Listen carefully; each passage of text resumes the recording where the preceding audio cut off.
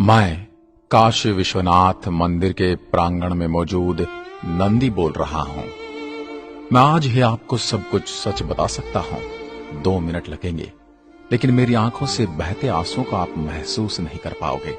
मैंने स्वयं अपने ऊपर इतने हथौड़ों और कई कई प्रकार के वार झेले हैं, जिसका दर्द और पीड़ा मैंने आज तक किसी को नहीं बताई।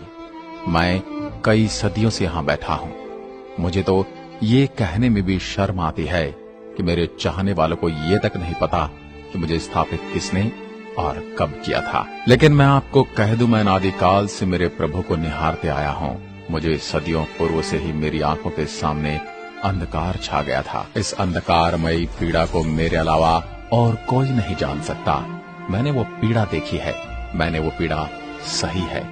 जब पहली बार सन 1194 में मोहम्मद गोरी नामक एक लुटेरा और उसके साथ मौजूद मलेच्छ लुटेरे ने मेरे आराध्य का मंदिर क्षतिग्रस्त करके लूट लिया था। लेकिन कुछ समय बाद ही स्थानीय लोगों ने मिलकर मेरे प्रभु का मंदिर फिर से स्थापित कर दिया।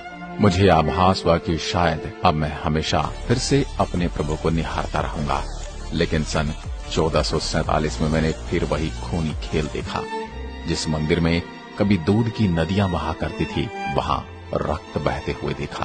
क्योंकि सन 1447 में जौनपुर के सुल्तान मोहम्मद शाह द्वारा तोड़ दिया गया था एक बार फिर से मेरा यह मंदिर, और मूर्ति पूजकों को मार दिया गया। अगर विश्व में कोई पीड़ितों का देश होगा तो सर्वप्रथम मेरे बारे में ही चर्चा होती है। जिस पीड़ा से मैं पीड़ित हूँ उसके बारे में आज तक कहीं कोई चर्चा मैंने नहीं सुनी।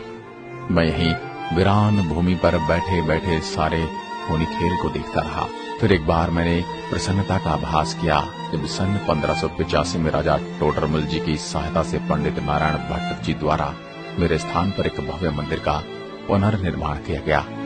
टोडरमल जी ने मंदिर का पुनर्निर्माण सन 1585 में करवाया था। मैं प्रसन्नता के मारे नाचने लगा था, क्योंकि मैंने पुनः वही वैभव प्राप्त कर लिया था। लेकिन कुछ ही वर्षों में पुनः मेरी इस प्रसन्नता को किसी की नजर लग गई। अमेरिकी इतिहासकार ने अपनी किताब में लिखा था कि आक्रांताओं ने भारत में जो आक्रमण किए उसका वर्णन कभी किसी ने अच्छे से नहीं किया, वरना भारत में धार्मिक लोगों ने जो यातनाएं झेली हैं उसका वर्णन करना बड़ा ही मुश्किल हो जाता। एक बार फिर शाहजहां ने सन 1632 में अपना आदेश पारित किया कि मंदिर तोड़ दो, मूर्ति पूजकों का भंजन कर दो, मूर्तियों का विनाश कर दो। फिर क्या था, हजारों हिंदुओं का विनाश कर दिया गया। शाहजहां की सेना का हिंदुओं ने प्रबल विरोध किया। जिस काशी में भजन और कीर्तन होते थे वहां 1632 में खूनी खेल हो रहा था।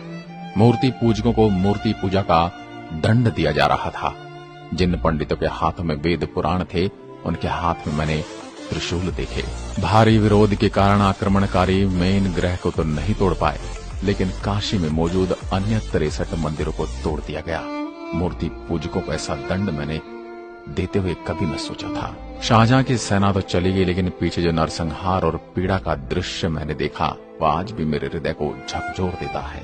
जैसे तैसे कुछ वर्ष गुजरे और फिर एक अन्य हमलावर औरंगजेब ने 18 अप्रैल 1669 में आदेश पारित किया कि काशी विश्वनाथ का ज्ञानवापी मंदिर तोड़ दो, और फिर से मूर्ति पूजकों के ऊपर आक्रमण हुआ। इनकी राजा से कोई दुश्मनी नहीं थी, परंतु राजा को इनका मूर्ति पूजक होना ही इनका सबसे बड़ा अपराध लगता था। औरंगजेब के इस आदेश की प्रति को आज भी कोलकाता की लाइब्रेरी में सुरक्षित रखा हुआ है।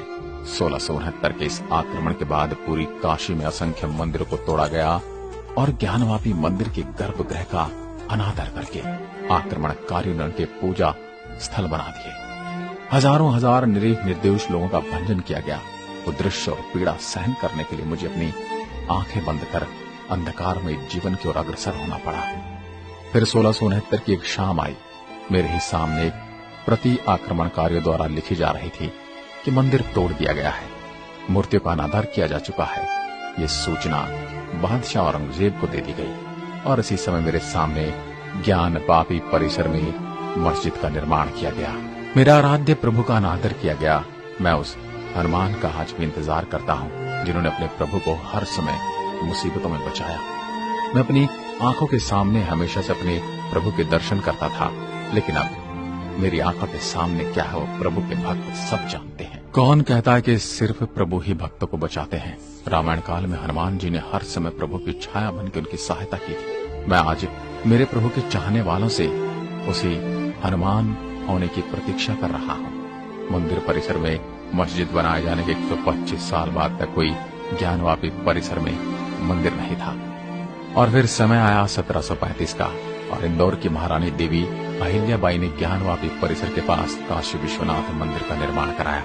कुछ राजाओं ने मेरे बारे में सलाह दी थी कि मुझे इस स्थान से हटाकर नए मंदिर के प्रांगण में शिवलिंग के सामने स्थापित कर दिया जाए। उस समय महारानी देवी अहिल्याबाई का जवाब था घोर और गुस्से वाले स्वर में, नहीं नहीं, नंदी महाराज को इसी तरह यहीं बैठे बैठे अपने प्रभु का स्मरण करना पड़ेगा।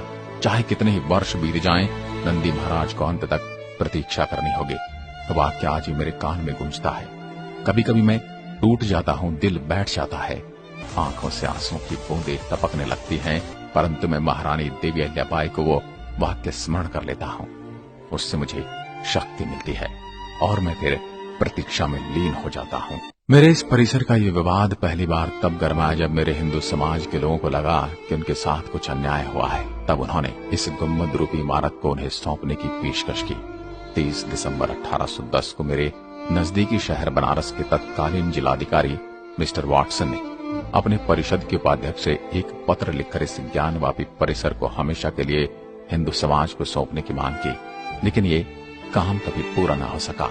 आगे आपको बताते चलूं कि 1829 से 1830 तक ग्वालियर की महारानी बैजाबाई ने इस मंदिर में ज्ञानवापी मंडप बनवाया था और महाराजा नेपाल ने मेरी प्रतिमा स्थापित करवाई थी।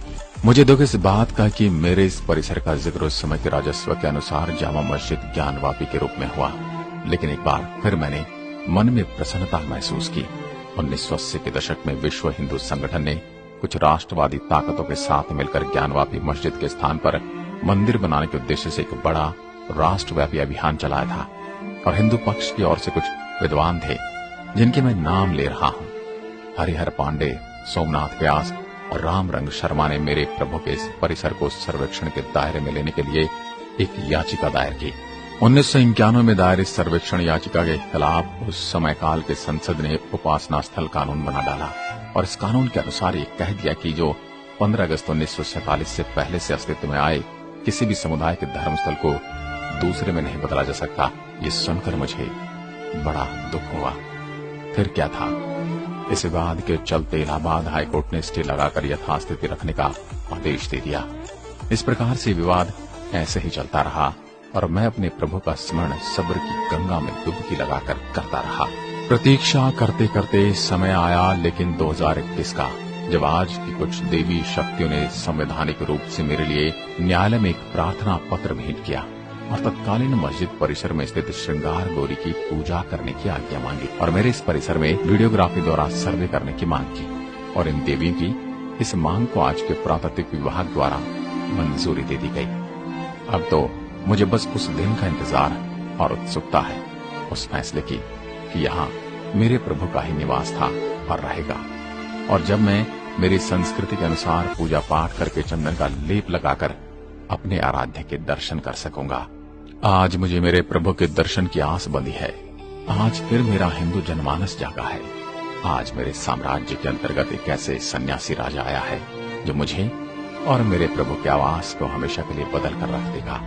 मुझे पूर्ण विश्वास है कि सन्यासी राजा मेरे और मेरे मंदिर का पूर्ण रूप से जीर्णोद्धार करेगा। जहाँ मेरे बाबा का विशाल मंदिर हुआ करता था, उस समय काल में यहाँ मेरे परिसर में कुछ विशेष समुदाय के क्रूर कई अत्याचार किए, कई मूर्तियों को खंडित कर दिया और यहाँ किसी मस्जिद का निर्माण कर दिया और मेरे प्रभु को सदा सदा के लिए कैद कर लिया। मैं काशी विश्वनाथ मंदिर के प्रांगण में मौजूद नंदी बोल रहा हूँ। आशा करता हूँ आप सभी को मेरा ये दर्द समझ में आया होगा और मुझे पूर्ण विश्वास है कि आप सभी को मेरे इस फैसले का बेसब्री से इंतजार है। आज की वीडियो में बस इतना ही। नमस्कार। हर हर महादेव।